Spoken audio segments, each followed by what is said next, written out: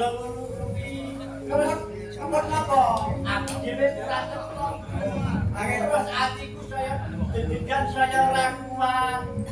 Yo kaya apa ya rasane iso ngemut. Tidak mriko mawon. Ente yo wis ora iso dimut. Boleh kosong kok kan. Lagi ternyata lah, Pak. Berjipen jenengan menika lho. Ngapunten.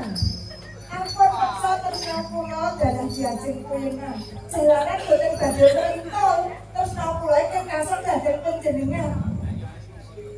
Wong sing jenenge Tresna apa meneh bisa dadi ora kudu pawitan sing Tresna sing sejati.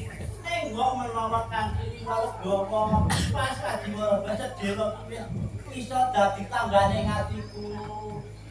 Nek sami tresnane nggo suwe nggo sedhela badhe manggihaken kabungan. Nek ora tresna ya arep iso ngaturke kabungan.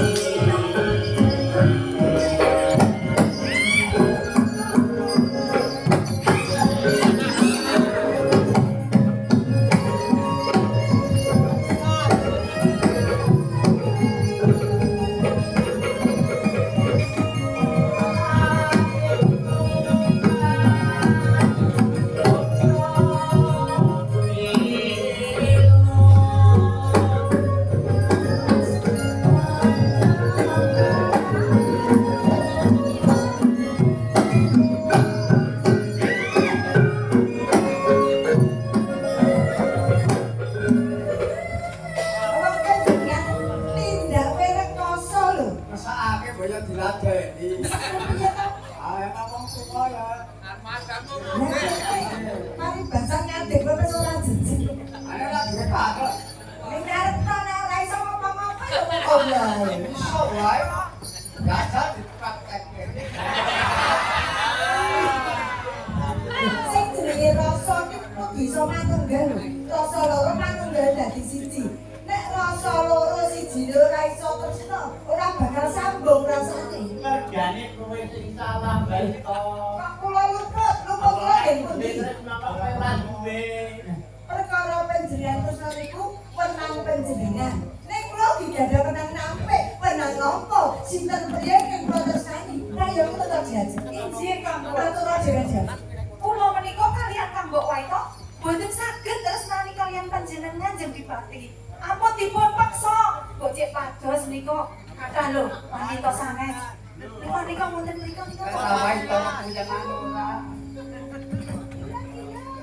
Iki kan adiku wae kandha nek ora wae to tau kuningan kon ora iki lho dadi Nggih perkawis menika monggo.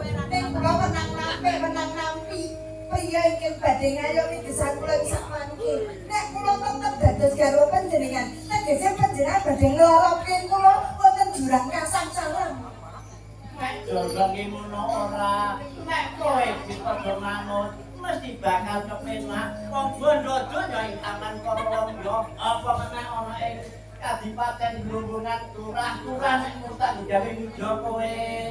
Kula nek matur to, tresna menika kedah cukur saking manah, ora iso dijoli blono Sambaya aja murah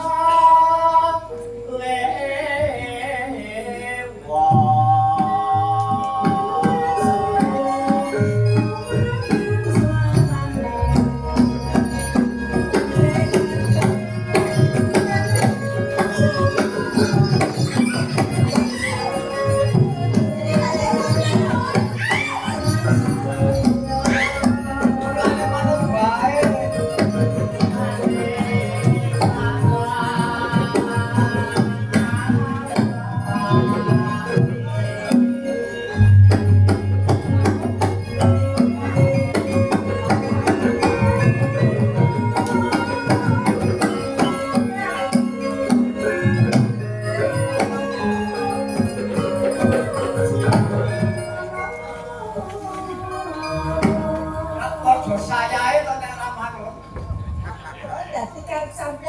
kon meneng bae manut.